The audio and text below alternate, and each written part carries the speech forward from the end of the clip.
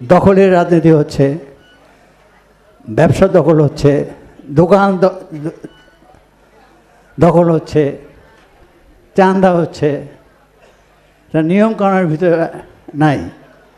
কিন্তু আমাদের দুঃখ লাগে যে এই দেশে যারা রাজনীতি করেছে, এই দেশের মানুষের সাথে যারা সংগ্রাম করেছে, আন্দোলন করেছে, তাদেরকে বাদ দিয়ে এখন দেশ কারা চালাচ্ছে? Non government. গভর্নমেন্ট চালাচ্ছে কারা? Non government.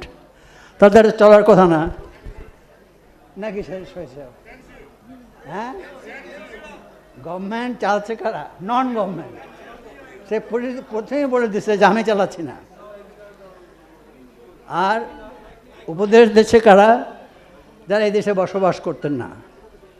দেখেন, অনেকভাবে আমাদেরকে অপমান করা হয়েছে, এই জাতিকে অপমান করা হয়েছে, কিন্তু এইবার যেভাবে অপমান করছে এটা ইতিহাসে লেখা থাকবে।